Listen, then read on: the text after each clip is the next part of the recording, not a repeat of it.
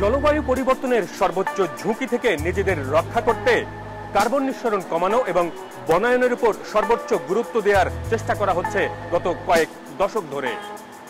সেই পথে আদৌ কতটুকু এগিয়েছি আমরা, নাকি হাঁটছি উল্টো পথে? এই প্রশ্নের উত্তর খুঁজতে গিয়ে আমরা দেখেছি তৈরি পোশাক কিংবা কাগজ তৈরির মতো উৎপাদনমুখী শিল্পের বয়লারগুলোতে প্রতিদিন পোড়ানো হচ্ছে হাজার হাজার মন কাঠ। এই প্রবণতা ধীরে ধীরে বেড়েই চলেছে। বাড়ছে কার্বন নিঃসরণ, কমছে সবুজায়ন। সংশ্লিষ্ট সবার চোখের সামনে দিয়ে কিংবা আড়ালে কিভাবে বাড়ছে পরিবেশ বিরোধী এই তৎপরতা, সেটি নিয়েই আমাদের আজকের উন্মোচন। সঙ্গে আছি আমি মাজহার মিলন।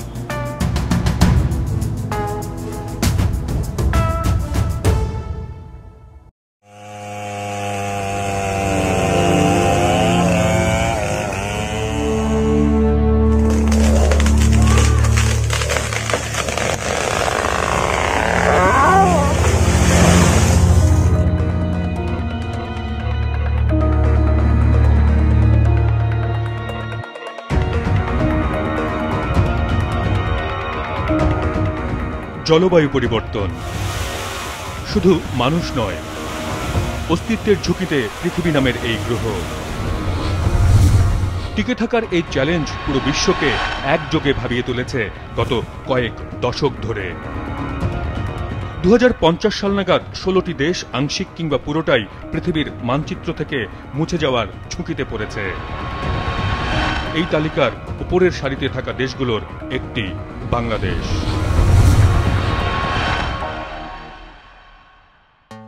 প্রায় 3 দশক ধরে জলবায়ু পরিবর্তনের সেই ঝুঁকি মোকাবেলায় গোটা বিশ্বের সঙ্গে একযোগে কাজ করছে বাংলাদেশও। বনায়নের মাধ্যমে বায়ুমণ্ডল থেকে কার্বন ডাই অক্সাইডের পরিমাণ কমিয়ে আনার পাশাপাশি কার্বন নিঃসরণ ঠেকাতে গাছ সহ অন্যান্য কার্বন জ্বালানি ব্যবহার কমিয়ে বিকল্প নবায়নযোগ্য জ্বালানি ব্যবহারের উদ্যোগে বেশ জোরে সোরেই সাড়া দিয়েছি আমরা। কৃষি থেকে শুরু করে শিল্প উৎপাদন ব্যবস্থায় যেসব ধারা এরই মধ্যে বৈশ্বিকভাবে স্বীকৃতিও পেয়েছে। বৃক্ষরোপণ কর্মসূচির মাধ্যমে বনের আয়তন 10% থেকে বেড়ে 13% চলে এসেছে।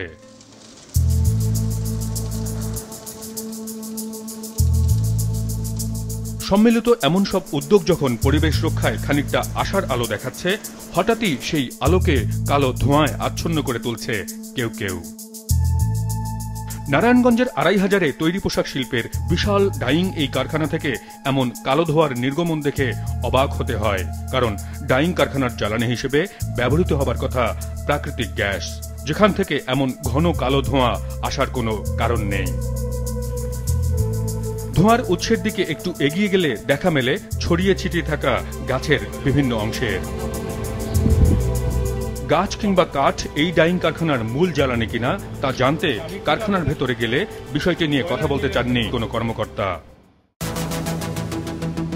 কিন্তু আকাশ থেকে নেয়া ছবিতে আমরা দেখতে পাই কারখানার ভেতরে স্তূপ করে রাখা বিপুল পরিমাণ জ্বালানি কাঠের অস্তিত্ব, যে কাঠ প্রতিদিন বয়লারে পোড়ানো হচ্ছে আর দিনরাত বাতাসে ছড়িয়ে দেয়া হচ্ছে বিপুল পরিমাণ কার্বন ডাই অক্সাইড সহ বায়ু দূষণকারী নানান উপাদান। আশপাশের আরো কয়েকটি কারখানার ছবি আকাশ থেকে নেই আমরা। দেখা যায় প্রায় সবখানেই জ্বালানি হিসেবে স্তূপ করে রাখা হয়েছে বিপুল পরিমাণ কাঠ। এমনই একটি বিশাল ডাইং কারখানা সালাউদ্দিন ডাইং অ্যান্ড সাইজিং। দৈনিক 15 টন উৎপাদন সক্ষমতার এই কারখানায় গিয়ে জানতে চাই কেন তারা জ্বালানি হিসেবে গ্যাসের বদলে কাঠ পোড়াচ্ছেন। 100% এফিসিয়েন্সি পাইতে গেলে আপনার যে পরিপূর্ণ গ্যাসটা দরকার সেটা তো নাই। আপনারা শুধু কাঠের উপর নির্ভর করে চলতেছেন। তাদের কথা শুনে আশ্চর্য হবার পালা, কারণ আমাদের চোখে পড়া মাত্র 4-5টি কারখানা নয়, এই এলাকার কয়েক ডজন ডাইং কারখানার সবগুলোতেই নাকি গ্যাসের বদলে সমানতালে পোড়ানো হচ্ছে শুধুই কাঠ। এলাকায় কতগুলো ফ্যাক্টরি আছে এই ডাইং এবং সাইজিং এর? মিনিমাম 2-250 তো হইবই। প্রায় প্রতিটা ফ্যাক্টরি গেলে দেখবেন যে অন্তত 3-4 বছর যাবত অনেকই লাকড়ি ওই গ্যাসেরটা থুইও লাকড়ি যেতে হইতেছে। তবে শুধু 2500 নয়, নারায়ণগঞ্জের ফতুল্লায় আমরা দেখেছি একটির পর একটি রপ্তানিমুখী নিট ডাইং কারখানায় চলছে কাঠ পোড়ানোর বয়লার। আমার গ্যাসের সমস্যা। তাহলে আপনারা আবার ছুটে গেছিলেন কেন? আমার লাইন কাট আসছিল। লাইন কাটা ছিল। হাজীগঞ্জ এলাকায় কয়েকটি কারখানা ঘুরে আমরা দেখেছি নতুন পুরনো প্রায় সবাই হাঁটছে একই পথে। কারণ হিসেবে তারা সরাসরি জানাচ্ছেন গ্যাসের নিরবচ্ছিন্ন সরবরাহের ঘাটতি আর লাভের অঙ্কটা বেশি হবার কথা। আপনি ঠিক মতো চালাতে পারলে 20% খরচ কমে যাবে। 20% কমে যাবে। কিন্তু এই প্রবণতা কি শুধু নারায়ণগঞ্জ কিংবা নির্দিষ্ট কোনো এলাকা জুড়ে? সেই প্রশ্নের উত্তর খুঁজতে আমরা এসেছি নরসিংদীর মাধবদী এলাকায়, যেখানে গড়ে উঠেছে কয়েক শ ডাইং কারখানা। বাবুরহাটের কুরেরপাড় এলাকায় এই খালের দুপাশ জুড়ে কয়েক ডজন কারখানার বয়লারে কি পোড়ানো হচ্ছে তার খোঁজে নামি আমরা। সুখী ডাইং ফ্যাক্টরি নামের এই কারখানাটি কয়েক বছর ধরেই গ্যাস সংযোগের মিটার টেম্পারিং করে আসছে, বিপুল পরিমাণ গ্যাস বিলও বাকি রেখেছে। এমন সব অভিযোগে কয়েক মাস আগে তাদের সংযোগ বিচ্ছিন্ন করে তিতাস কর্তৃপক্ষ। এরপর থেকেই তারা বিকল্প জ্বালানি হিসেবে গাছ অর্থাৎ কাঠ বেছে নেয়। বিভিন্ন আকারের কাঠ বয়লারে পোড়ানোর উপযোগী করতে রীতিমতো করাত কল বসিয়ে নিয়েছে সুখী ডাইং এর মালিকপক্ষ। নাম না জানা এই কারখানার ভেতরেও একই চিত্র দেখতে পেয়েছি আমরা। পাশেই গ্যাস চালিত বয়লার বন্ধ পড়ে আছে, কিন্তু এখানে দিনরাত পড়ছে কাঠ নানান অজুহাতে। লাকড়ি প্রতিদিন কতটুকু লাগে? 60 টন। নতুন একটি ডাইং কারখানার মালিক পরিচয়ে কাঠের বয়লার সম্পর্কে জানতে নিউ বিসমিল্লা নামের এই ডাইং ফ্যাক্টরির ভেতরে ঢুকে পড়ি আমরা। গ্যাস বয়লার কেনা হয়েছে, কিন্তু এখনো সংযোগ মেলেনি। আসসালামু আলাইকুম। কাঠের উৎস, তুলনামূলক খরচ এবং অন্যান্য খুঁটিনাটি জানতে সেসব ব্যবসায়ীর সঙ্গে আলোচনায় বসি আমরা। বয়লার 6.5 টন, কিন্তু আমাদের 25 লাখ টাকা মাসে খরচ হইতেছে। গ্যাসে হলে এটা খরচ পড়তো কত? গ্যাসে হলে খরচ পড়লে হলে 1 টনে হলো 12 লাখ, হ্যাঁ 2 টনে 24 লাখ, কিন্তু অনায়াসে হলে শত শত টন কাঠ রাখার ব্যবস্থা এখানে। ঠিক কি পরিমাণ কাঠ এখানে প্রতিদিন সরবরাহ করা হয় সেই ধারণা নেওয়ার চেষ্টা করি আমরা। কয়দিনের কাঠ আছে এখানে? 4-5 দিনে এত কাঠ পুড়াবে? 8 গাড়ি 10 গাড়ি দৈনিক। 8 গাড়ি 10 গাড়ি দৈনিক। এতক্ষণ ধরে দেখা এসব কারখানায় কাঠ পোড়ানোর বিষয়টি সহজে চোখে না পড়া কর্মকাণ্ড হিসেবে ধরে নেওয়া যায়, কিন্তু ঢাকা সিলেট মহাসড়কের পাশে বিপুল পরিমাণ কাঠের মজুদ রেখে বয়লারে পোড়ানোর ক্ষেত্রে এই সাইজিং কারখানার মালিকপক্ষের কোনো রাগঢাকের বালাই নেই। চোখের সামনেই করাত কল দিয়ে কাঠ কেটে দিন রাত পোড়াচ্ছেন তারা। কিন্তু গাছ পোড়ানোর পরিবেশ বিনাশী এই তৎপরতা কি শুধু ডাইং কারখানাগুলোতেই সীমাবদ্ধ, নাকি অন্য কোনো ভারী শিল্পেও চলছে একই প্রবণতা? আমাদের হাতে আসা তথ্যের সত্যতা জানতে ঢাকা সিলেট মহাসড়কের পাশে মাসুম পেপার মিলে যাই আমরা। দেশের বিভিন্ন প্রান্ত থেকে আসা বিপুল পরিমাণ গাছ দিনরাত কেটে জ্বালানো হচ্ছে নির্বিকারে নির্বিচারে। কাঠ পোড়ানোর ছবি তুলতে গেলে এগিয়ে আসেন একজন, বেঁধে রাখার হুমকি দিয়ে বসেন সরাসরি। আমার নয়, আমরা ছবি তুলবেন, এটাকে রিচার্জ রাখি না আমি করে বান্ধিয়ে তুই দিলে অনেক বুঝবেন, দেখা রিচার্জ রাখি। পরদিন আবারও যাই মাসুম পেপার মিলে। বয়লারে আপনারা জ্বালানি হিসেবে কি ব্যবহার করেন এটা জানার জন্য আসছি। কয়লা ব্যবহার করি, কিন্তু আমরা প্রচুর পরিমাণ কাঠ দেখলাম। হ্যাঁ কাঠ তো ব্যবহার করতেছি। আমরা বয়লারে তো এটা কোনো পরিবেশ অধিদপ্তর থেকে তো এটা কোনো বাইলেন্স নেই। আপনার টেন্ডারে যে গাছগুলো কাটা হইতেছে, এই টেন্ডারের গাছগুলো আমরা একদম সরকারিভাবে আমাদের এখানে সবকিছু আছে। জানা গেল পরিবেশ ছাড়পত্রই নেওয়া হয়নি। আমরা এই টিভির জন্য এখনো পরিবেশ ছাড়পত্র দিচ্ছে না। অন্তত 4টি কাগজ কলে বিপুল পরিমাণ কাঠ পোড়ানোর তথ্য ছিল আমাদের কাছে। মাসুম পেপার মিলে সেই সত্যতা পাওয়ার পর অন্যগুলোতে যাওয়ার দরকার মনে করিনি আমরা। এবার আমাদের গন্তব্য মাধবদীর যেসব ডাইং কারখানায় কাঠ পোড়ানোর প্রমাণ আমরা পেয়েছি সেগুলোতে, অবশ্যই ক্যামেরা নিয়ে। জানতে চাইব পরিবেশের কথা না ভেবে গাছ পুড়িয়ে কেন শুধুই মুনাফার পথে হাঁটছেন তারা। নিউ বিসমিল্লা ডাইংয়ে কারখানা মালিক কোনো রাগঢাক ছাড়াই স্বীকার করলেন 2 বছরেরও বেশি সময় ধরে কাঠ পোড়াচ্ছেন তিনি। গ্যাস পাচ্ছি না, যার জন্য আমার লাকড়িরা চালানো যায়। 11 বছর ধরে চলতেছে, আপনি এখনো পরিবেশগত ছাড়পত্র পান নাই? পাই নাই। সুখী ডাইং কারখানা, যেখানে করাতকল সহ কাঠ পোড়ানোর নানান আয়োজন আগে দেখেছি আমরা, ক্যামেরা নিয়ে এবার সেখানে হাজির হই। ভিতরে ঢুকে দেখা গেল আগের তুলনায় কয়েক গুণ বেশি কাঠের মজুদ এখানেও। আমরা একটা সময় ভেবেছিলাম গাছের যে মূল কাণ্ডটুকু আছে, যেটি আসলে কাঠ হিসেবে ব্যবহার করার কথা, সেটুকু কাঠ হিসেবে ব্যবহার হবে আসবাবপত্র তৈরির জন্য, আর বাকিটুকু পুড়িয়ে ফেলার কথা। কিন্তু এখানে এসে দেখতে পাচ্ছি আসলে কোনো কিছুই কাঠ হিসেবে যাচ্ছে না, পুরো গাছই আসলে চলে আসছে, এবং এগুলো হচ্ছে তার প্রমাণ। কারখানা মালিক নেই, আমাদের নেওয়া হয় নির্বাহী পরিচালকের কাছে। জানতে চাই পরিবেশের বিষয়টি তাদের মাথায় আছে কিনা। আপনাদের সর্বশেষ পরিবেশগত ছাড়পত্র কত সালে নেওয়া আছে? অবস্থানগত ছিল যেটা। অবস্থানগত, পরিবেশগত আমরা অ্যাপ্লাই করছি অলরেডি। জানতে পারি যে কয়েকটি কারখানায় গিয়ে গাছ পোড়ানোর সত্যতা আমরা পেয়েছি, বাস্তবতা তার চেয়ে অনেক বেশি ভয়াবহ। কারণ এই এলাকার বেশিরভাগ ডাইং কারখানাই নাকি চলছে কাঠ পুড়িয়ে। কতগুলো কারখানা এরকম চালাচ্ছে? ম্যাক্সিমামে আছে। ম্যাক্সিমাম ইয়াতে যেগুলো আছে। আচ্ছা, মাধবদী এলাকায় সবচেয়ে বড় এবং প্রভাবশালী কারখানাগুলোর একটি ব্রাদার্স ডাইং অ্যান্ড ফিনিশিং। বিশাল আয়তনের এই কারখানা সব দিক থেকে উঁচু দেয়ালে ঘেরা। কারখানার একেবারে পেছনের দিকে বয়লারে কি পুড়ছে তা বোঝার উপায় নেই। ফটকের ছোট এই ফাঁক দিয়ে ফোনের ক্যামেরায় অল্প স্বল্প কিছু কাটা গাছের ছবি দেখা যায়। আরো ভালোভাবে বুঝতে দেয়ালের পাশের গাছে চড়ে উকি মারি আমরা। কারখানার বাইরে আলাদা বিশাল শেড নির্মাণ করে সেখানে চলছে বয়লারের কার্যক্রম, কিন্তু শেডের ভেতরের ছবি স্পষ্টভাবে পাওয়ার উপায় ছিল না সে সময়। এবার সেখানে ক্যামেরা নিয়ে ঢুকে পড়ি। শেডের ভিতর ঢুকে হতভম্ব হয়ে পড়ি আমরা। দুটি বয়লারের জন্য যে বিপুল পরিমাণ কাঠের মজুদ এই কারখানা কর্তৃপক্ষ করে রেখেছে তা বিস্ময়ের। ভেতরে নিজস্ব করাতকলের ব্যবস্থা রয়েছে এখানেও। হঠাৎই সেখানে হাজির হন স্থানীয় দুই সাংবাদিক। এসেই হুমকি ধামকি শুরু করেন তারা। কি কারণে আসছেন? ডিসি পারমিশন আছে? সাংবাদিকতা করতে ডিসি পারমিশন লাগে? সাংবাদিকতা করতে ডিসি পারমিশন লাগে? এখানে ক্যামেরা বন্ধ করেন বলছি।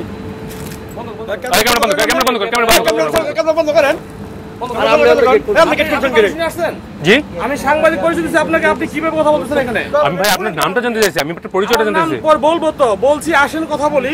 ক্যামেরা বন্ধ করেন বলছি। আমি ক্যামেরা কেন বন্ধ করতে? ক্যামেরাম্যান আমারও দুই সাইডটা আছে। আমি ক্রাইম রিপোর্টার। ওকে, কোন পত্রিকায়? আমি এশিয়ান টেলিভিশনে অনুসন্ধানী প্রোগ্রাম করি। ওকে, এশিয়ান ক্রাইম সার্চ প্রোগ্রাম করি। আপনি কি প্রোগ্রাম করেন? এশিয়ানের চিফ রিপোর্টারকে? দরকার নেই এগুলো বলার। তাহলে আপনি কিভাবে এটা বুঝবেন? আপনি আমার কথা বললেন। ধীরে ধীরে পরিস্থিতি শান্ত করার চেষ্টা করি আমরা। কারখানায় কাঠ পোড়ানোর বিষয়টি না দেখাতে মিটমাটের প্রস্তাব দেয়া হয় আমাদের। আমি শুধু আপনাকে একটা অনুরোধ জোর করে করতে, বিষয়টি নিয়ে সংবাদ প্রচার না করতে প্রায় 1.5 ঘন্টা জুড়ে নানান প্রলোভন দেখানো হয়। এক পর্যায়ে খামে ভরে বেশ কিছু টাকা জোর করে দেওয়ার চেষ্টা চালান স্থানীয় সেই সাংবাদিক এবং কারখানার ম্যানেজার মিলে। আমি আপনাকে রিকোয়েস্ট করতেছি, আমি আপনাকে হাত জোর করে রিকোয়েস্ট করতেছি, প্লিজ এটা না না ভাই ভাই ভাই কনফার্মেশন দাও। টাকা না নিয়ে কোনো রকমে বেরিয়ে আসতে সক্ষম হই আমরা। প্রশ্ন হলো, এতগুলো কারখানা পরিবেশ বিরোধী কর্মকাণ্ড চালিয়ে আসছে যেগুলোর বয়স কয়েক বছর থেকে শুরু করে যুগ পেরিয়ে গেছে, অথচ পরিবেশ ছাড়পত্র নেই কারো। কিভাবে সম্ভব হচ্ছে এটি? এই প্রশ্নের উত্তর খুঁজতে পরিবেশ অধিদপ্তরের নরসিংদী কার্যালয়ে যাই আমরা। 6 মাস আগে আসা এই কর্মকর্তা জানাচ্ছেন ডাইং কারখানাগুলোতে কাঠ পোড়ানোর বিষয়টি জানেন তারা। কিছু কিছু প্রতিষ্ঠানে কাঠ বের হয়ে যাচ্ছে। আর আমাদের পরিবেশ সংরক্ষণ আইনে মানে বয়লারে ইট পোড়ানো, কাঠ পোড়ানো সংক্রান্ত বিষয়ে সুস্পষ্ট ধারা নেই। এটি কৌতূহলের বিষয়। গত 3 দশক ধরে পরিবেশ সুরক্ষায় বৈশ্বিক আন্দোলনে যুক্ত হওয়া বাংলাদেশ নানান আইন কিংবা নীতিমালা করেছে, কিন্তু ইটভাটায় গাছ পোড়ানো বন্ধের একটি আইন ছাড়া অন্য কোনো শিল্প খাতে গাছ পোড়ানোর বিষয়টি নিয়ে কোনো অবস্থান নেয়নি। তবে শিল্প কারখানা গড়ে তোলার ক্ষেত্রে আবশ্যিক করেছে পরিবেশ ছাড়পত্রের বিষয়টি, যেখানে জ্বালানি হিসেবে কি ব্যবহার করা হবে তা উল্লেখ করার বিধান রয়েছে। কিন্তু গাছ পোড়ালে ছাড়পত্র দেয়া হবে কিনা সেটিও বলা নেই কোথাও। তাহলে কি গাছ পোড়ানো বৈধ? উত্তর জানতে আমরা পরিবেশ অধিদপ্তরের ছাড়পত্র বিভাগে আসি। পরিচালক ব্যস্ত, উপপরিচালকের কাছে বিষয়টি জানতে চাই আমরা। এরা কোন ধরনের জ্বালানি ব্যবহার করতে পারবে সেরকম কোনো নীতিমালা কিংবা আইন কি আছে কিনা? গ্যাস ব্যবহার করতে পারবে অথবা বিদ্যুৎ ব্যবহার করবে নাকি গাছপালা পোড়াবে? গাছপালা তো আপনি এমনিতে পোড়াতে পারবেন, ওপেন বার্নিং তো সম্ভব। হ্যাঁ, ওপেন বার্নিং তো গাছপালা পোড়ায় কি ডাইং কারখানা চালাতে পারবে কেউ? এই বিভাগে অল্পদিন আগে যোগ দেয়া এই কর্মকর্তা জানান, শিল্প খাতে গাছ পোড়ানো বৈধতা পাওয়ার কোনো সুযোগ নেই। জানতে পারলে দেয়া হবে না পরিবেশ ছাড়পত্র। কিন্তু কোন আইনে তিনি সেটি ঠেকাবেন সেই প্রশ্ন করি আমরা। কোনো আইনি বাধ্যবাধকতা আছে কিনা? আমাদের একটা এমিশন লেভেল দেওয়া আছে শিল্প প্রতিষ্ঠান থেকে, এমিশন লেভেল কিরকম হতে পারে, এখন কিন্তু জ্বালানিটা ফিক্স করা। তার মানে কেউ চাইলে গাছ পোড়াতে পারবে? গাছের বিষয় আলাদা। গাছ কাটা কিংবা পোড়ানো বন্ধে বন বিভাগেরও নির্দিষ্ট কোনো আইনি কাঠামো নেই। প্রধান বন সংরক্ষককে প্রশ্ন করা হয় কিভাবে সবুজ রক্ষা করবেন তারা। শিল্পে কাঠ পোড়ানো হচ্ছে এই ধরনের কোনো খবর আমরা কোনোদিনই পাইনি। নীতি বলেন, আমাদের বিধিমালা বলেন, আমাদের আইন বলেন, এই জিনিসটা কিন্তু কখনো আমাদের এখানে টাচ হয়নি। ওনারা শিল্প যখন পারমিশন নিয়েছে, নিশ্চয়ই কাঠ পুড়িয়ে সে বয়লার চালাবে এরকম কোনো পারমিশন নিশ্চয় তার নেই। শিল্পে পোড়ানো কাঠ গৃহস্থালী উৎস থেকে আসছে বলে ধারণা তাদের। তারা যেসব জায়গা থেকে কাঠগুলো সংগ্রহ করছে সেটি হোমস্টেডও হতে পারে, সেখান থেকে গাছ কাটলেও কিন্তু কার্বন এমিশন হচ্ছে। কিন্তু কারখানাগুলোতে প্রতিদিন যে পরিমাণ কাঠ পোড়ানো হচ্ছে শুধুমাত্র গৃহস্থালী উৎস থেকে কি আদৌ সেই চাহিদা পূরণ করা সম্ভব? এসব কারখানায় কাঠ সরবরাহ করে এমন কয়েকজনকে খুঁজে বের করি আমরা। বিস্তৃত ভাওয়াল বনের অন্যতম অংশ কাপাসিয়ায় গিয়ে তাদের সঙ্গে দেখা করে জানতে চাই ঠিক কি পরিমাণ কাঠ সরবরাহ করতে পারবেন তারা। এই যে জঙ্গল আছে এলাকা আছে, এলাকাতে কাটতেছে আমার 20টা ব্যাপারী আছে। 20টা ব্যাপারী? জানা গেল কাঠ পোড়ানো নিষিদ্ধ হলেও বিপুল পরিমাণ কাঠ প্রতি বছর পুড়ছে শত শত ইট ভাটায়। একটা ইট ভাটায় আপনি মৌসুমে কত ইট দেন, কতগুলো লাকড়ি দেন? 5-7 হাজার মন। এরকম কয়টা ইট ভাটা চালান আপনি? 20টা। অথচ ইট ভাটায় কাঠ পোড়ানো আইনত নিষিদ্ধ। তাদের কাছ থেকে কাঠের উৎস জানতে চাই আমরা। বনের গজারি কাঠ মিলবে কিনা তাও জানতে চাই। বনের কাঠ আসে না? সেগুন শাল এগুলো নাই, আছে কোথায়? গাড়ির নিচে কতটি বইরা কতটি বইরা দিয়ে ভাড়ায়। ব্যাপারীর এই ইঙ্গিত অনুযায়ী আশেপাশের বিভিন্ন এলাকায় সামাজিক এবং সংরক্ষিত বনে খোঁজ চালাই আমরা। ভাওয়াল বনের ভেতরে ব্যক্তি জমিতে গড়ে ওঠা এই সামাজিক বন কেটে ফেলা হয়েছে কয়েক বছর আগে, কিন্তু নিয়ম অনুযায়ী নতুন বন সৃজনের কোনো উদ্যোগ চোখে পড়েনি আমাদের। এলাকা জুড়ে এমন ছোট ছোট গাছ, তার মানে পুরো এলাকাটাই আসলে সাবার করে ফেলা হয়েছে। তবে শিল্প খাতে কাঠের বিপুল চাহিদা মেটাতে শুধু সামাজিক বনের গাছ নয়, নির্বিচারে নিধন করা হচ্ছে সংরক্ষিত বনভূমিও। ভাওয়াল বনের ভেতরের এই অংশে সপ্তাহ দুয়েক ধরেই কেটে ফেলা হচ্ছে অসংখ্য গাছ, যে দগদগে ক্ষত এখনো সবার চোখের সামনে। বিস্তীর্ণ ভাওয়াল বন বাইরে থেকে ঘন দেখালেও ভেতরে ভেতরে এভাবে ফাঁকা করে ফেলেছে দুর্বৃত্তরা। গাছ কাটাম, সব কাটাম। দুদিন আগেও গাছ কাটার খবর পেয়ে স্থানীয় সাংবাদিকদের খবর দেই আমরা। তারা সেখানে গেলে সেটির সত্যতাও পান। কেন বন নিধন করা হচ্ছে প্রশ্ন করায় মারধরের শিকার হন সেই সাংবাদিকরা। এভাবেই বাধাহীনভাবে কাটা হচ্ছে গাছ, যাচ্ছে শিল্পে। এই প্রবণতা বাড়ছে কারণ নতুন নতুন কারখানা উৎসাহী হয়ে উঠছে গ্যাস কিংবা অন্য বিকল্প জ্বালানির বদলে কম খরচের কাঠ পোড়ানোর দিকে। আসসালামু আলাইকুম। মাধবদীতেই কনফিডেন্স নামের এই টেক্সটাইল কারখানা ডাইং কারখানায় রূপান্তরিত হচ্ছে। গ্যাস বয়লার থাকার পরও তারা বসিয়েছে কাঠ বয়লার, খরচ কমানোর কথা মাথায় রেখে। ভালো, আমাদের ফ্যাক্টরি নতুন কনস্ট্রাকশন চলতেছে, আমরা দেখতেছিলাম কোন দিকে ভালো হয়। পোশাক খাতের অন্যতম শীর্ষ সংগঠন বিজেএমই এর সিনিয়র সহসভাপতি ইনামুল হক খান নিজেও একটি ডাইং কারখানার মালিক। তার কাছে প্রশ্ন ছিল, বৈশ্বিক পর্যায়ে তৈরি পোশাকের রপ্তানি কার্যাদেশ পাওয়ার ক্ষেত্রে কমপ্লায়েন্স হিসেবে কোন বিষয়গুলোকে গুরুত্ব দেয়া হয়? পানি যেন সাশ্রয় হয়, কেমিক্যাল যেন কম ইউজ হয়, বয়লারে যে জ্বালানি ব্যবহার করবে সেটা পরিবেশ বান্ধব হতে হবে, এটা একদম প্রাথমিক শর্ত। আমি কিন্তু এই প্রথম শুনলাম যে 5 টনে বয়লার কাঠ দিয়ে চলছে, মানে এটা সত্যি একটা খুব আশ্চর্যজনক নিউজ। তাহলে এই মুহূর্তে ডাইং খাতে পরিবেশ বিরোধী যে প্রবণতা শুরু হয়েছে তা সামনে এলে এই খাতের সুনাম প্রশ্নের মুখে পড়ার শঙ্কা আছে কিনা?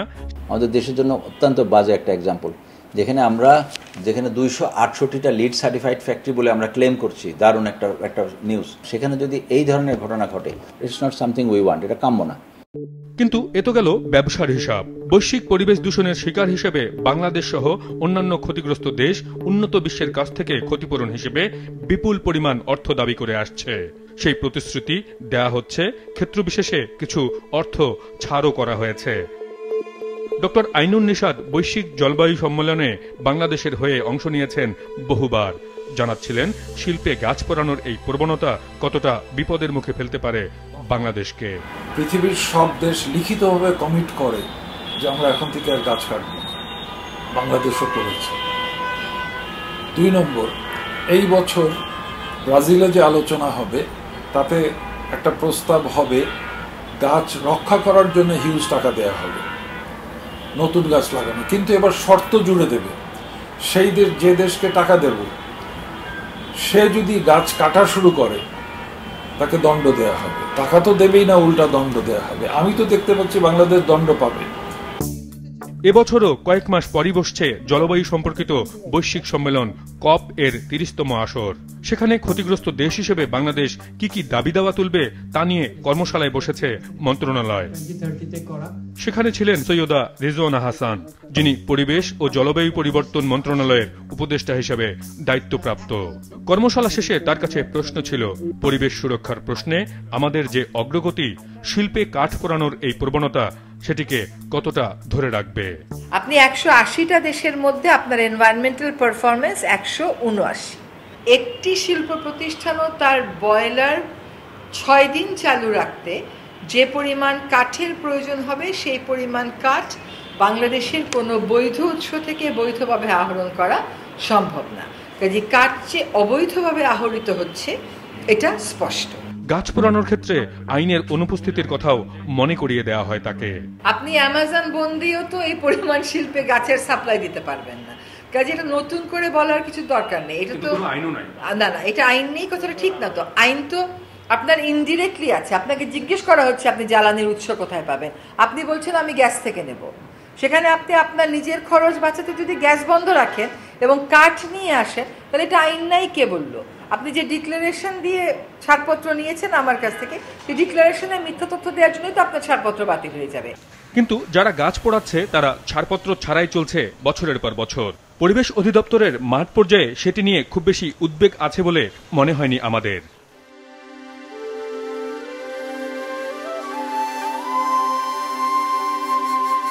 গত কয়েক বছরে গ্যাসের দাম 3 গুণ হওয়া, সেই গ্যাসের সরবরাহে ঘাটতি এবং অনিশ্চয়তা, এমন নানান যুক্তি নিয়েই বিভিন্ন ভারী শিল্পে পুড়তে শুরু করেছে অবিশ্বাস্য পরিমাণ কাঠ, যে প্রবণতা শুধু বাড়ছেই।